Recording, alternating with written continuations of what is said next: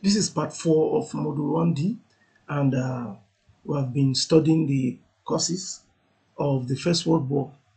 And we've looked at imperialism, we've studied the alliance systems, we've tried to understand how militarism has impacted, the move towards war. And right now, we're looking at extreme nationalism. We look at the build-up and the background to extreme nationalism in our last module. We try to understand some of the key things that happened in Europe that made nationalism, a possible cause to the First World War. And we were at the point of understanding how the assassination of Franz Ferdinand, the Archduke of Austria-Hungary, how the assassination of this man, resulted or sparked off the First World War. Now, I'd initially established that once Franz Ferdinand was assassinated, it was difficult diplomatically for Serbia, okay, as a nation to be able to explain away this assassination to the Austria-Hungarians that we didn't have anything to do with this.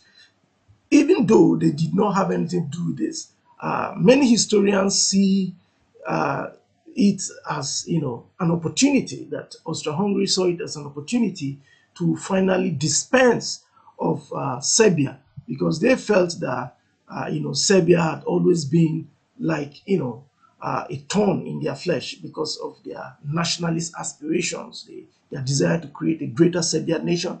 They saw this as irredentism that was going to eventually lead to the collapse of the Austro-Hungarian Empire. So it was an opportunity for them, sad, but it was an opportunity for the Austro-Hungarians to finally, deal with the Serbian question, so to speak. So immediately this happened, they sent an ultimatum to Serbia, demanding that they meet certain terms of the ultimatum, and if they don't meet these terms of the ultimatum, Austria-Hungary was going to declare war on Serbia. Now, we must have it in mind that I initially stated that the other factors that led to the First World War are always intertwined. All other factors are intertwined with each of the factors that we've discussed.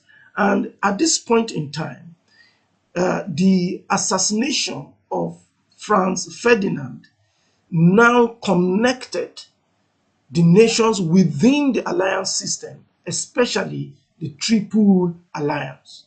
Remember, the Triple Alliance consisted of Germany, Austria-Hungary, and Russia.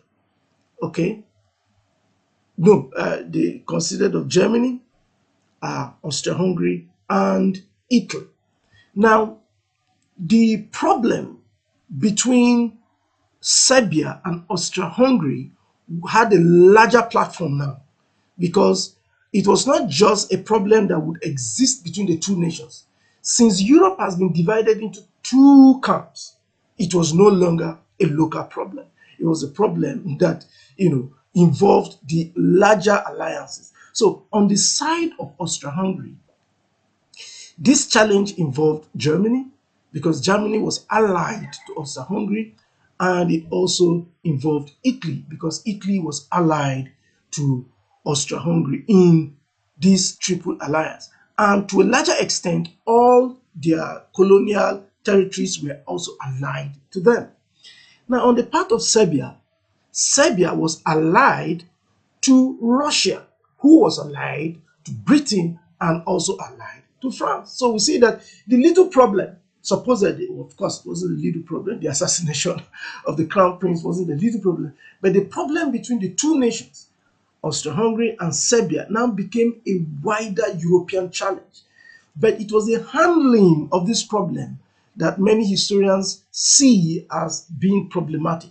Now, if we look at this, cartoon, it depicted, to a larger extent, what was happening in Europe at this point in time. Now, this little guy here is Serbia, right?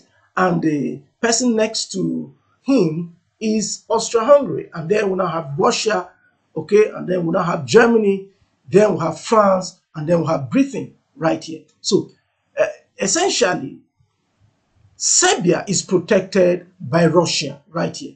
So Serbia is saying that if you, Austria-Hungary, were to attack me because of the assassination of the crown prince, then Russia is going to protect me from Austria-Hungary by striking you, Austria-Hungary. But if Russia were to strike Austria-Hungary, then certainly Germany, who was in alliance with Austria-Hungary, is going to strike, you know, is going to strike um, Russia. And if Germany strikes Russia, then definitely France, who is in alliance with Russia, is going to strike Germany. And this will bring Britain into the conflict because Britain is going to eventually strike any other nation that was involved in this whole. So the tensions between Serbia and Austria-Hungary were very high. However, there was a strategic error that was made by the Austro-Hungarians. The Austrians sent a message to Kaiser William II of Germany asking for their own strategic opinion. And Kaiser William II gave Austria a blank check. Whatever you want to do under the circumstances, you are at liberty to do. And this resulted into Austria-Hungary declaring war on Bosnia. Austria-Hungary had given Serbia an ultimatum. Serbia was able to meet, a good percentage of the, at least 80% of, the demands in the ultimatum. But Serbia, Austria still went ahead to declare war. And why did they declare war? They had appealed to Germany, who was in an alliance system with them, and writing to Kaiser William II, asking for his strategic opinion, and Kaiser William actually gave the Austrians a blank check. You can go ahead and do whatever you want. This was a problem because the Austrians immediately declared war on Serbia, and by declaring war on Serbia, they had failed to understand that Serbians were under the protection of the Russians, and subsequently there was going to be a fallout of events. The fallout of events we see as the Triple Alliance and the Triple Entente face each other and clash. Because once one of the nations within this alliance system declares war on the other, so the other nations within the alliance systems on both sides will declare war. And we see a cascade of events, with Austria having declared war, other nations, Germany too declares war, and the United States, Britain, all other nations began to cascade into a war that eventually spreads all over the world because each of these great powers in Europe have their own colonial territories that were loyal to them. And once these nations are loyal to them and the mother or the colonial power declares war, all the colonial territories under that nation will also declare war. So subsequently, the entire world, all the colonial territories from the far reaches of the earth now converged into war with each other. So the war was fought on different continents. All the continents, it was fought on all the continents. It was engaged in by all races, and it was the first total war in strategic history.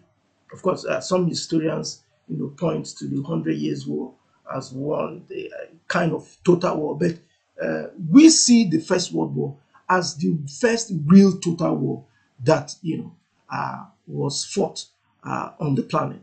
Now, this takes us to the end of the fourth part of this Module 1D, and subsequently we're going to move into another topic in another module.